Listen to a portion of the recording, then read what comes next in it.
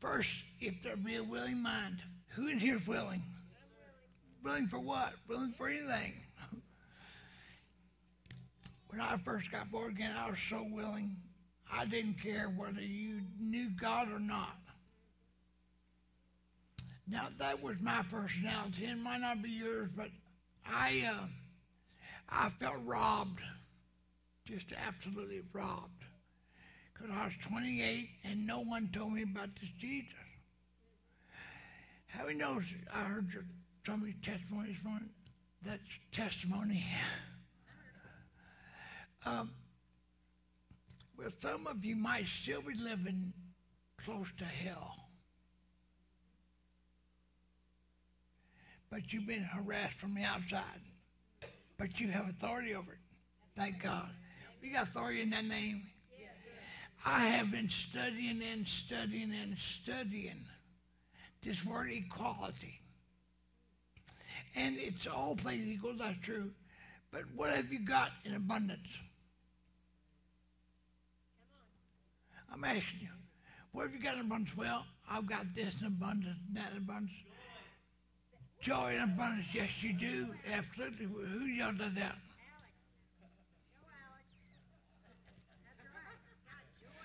You got joy in abundance, and you got life in abundance.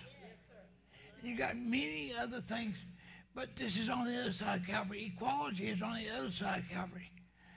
When Jesus came into your life, you got all that stuff. Abundance of healing, abundance of prosperity, abundance of peace. How many like that abundance of peace? Man, that's big time. This equality, it means that what you have in abundance today, there's an equal amount of it in Calvary. So, Pastor, I don't understand that. Well, I didn't need it at first. But what if you got a tremendous amount of persecution and affliction? Let me go over here and say this. What if you got a tremendous amount of persecution and affliction? Then there's an equal amount of, in Calvary, there's an equal amount of peace. That's what he's talking about. Jesus thought not robbery to be what? Equal with God. What would that mean? He was God. So, I mean, it's hard to think, well, I'm having a tough time with that, to be equal with God. He thought it not robbery. Well, what do you think?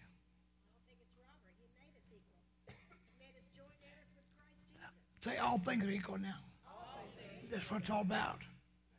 You were playing on an unequal field. The devil was eating your lunch daily. And then here comes Jesus. And he gave you revelation of what he delivered you from. Now, some of us have gone back and lapped up that vomit.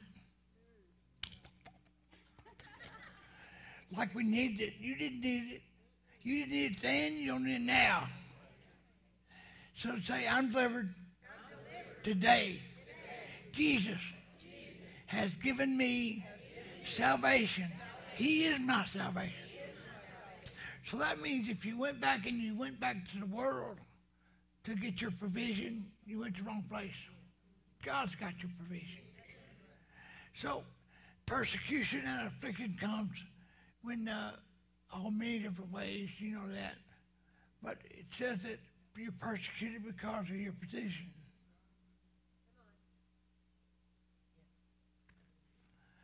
Let me say that again. You're persecuted because of your position. Your position's where? In Him. We sit at the right hand of the Father. Every time, listen to this, every time you open this book, every time, you are a partaker of the divine nature. And Satan don't like that. He thinks, I'm going to persecute them a little bit because they opened that book again. See, every time you go back to where you know you should be, you get persecuted and afflicted because he don't want you back here. I said, I love you. And you say you love me back.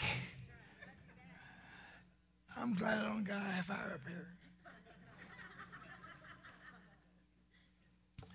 See, what happens is we get so used to the status quo.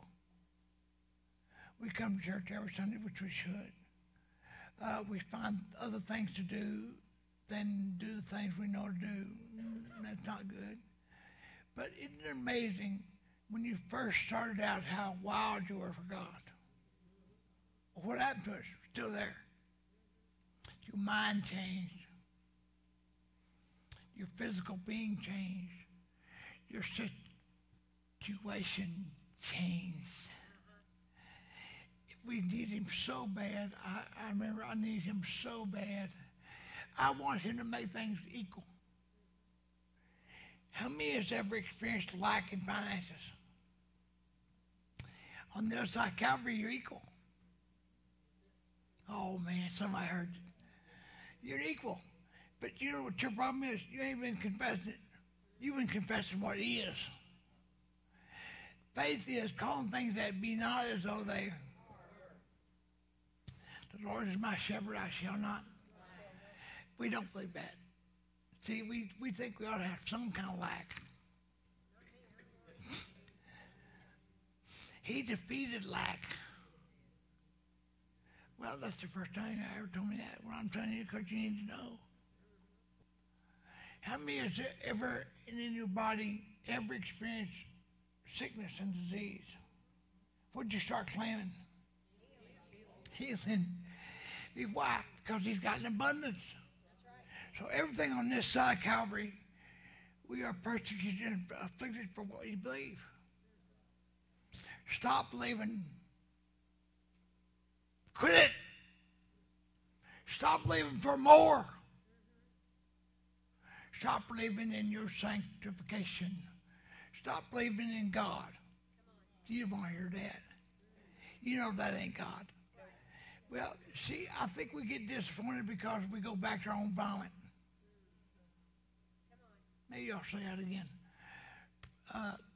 That broadcast is going around the world right now. So that means somebody needs to hear it. See, I think we get disappointed in God when we go back. Say, I'm not disappointed in God. Say it. I'm believing in him. Well, let's see if we are. Blessed is the man that trusts in the Lord, and his hope is God. Well, what does that mean? His earnest expectation is no matter if I got lack, I go to Calvary's side and I say, I got more than enough.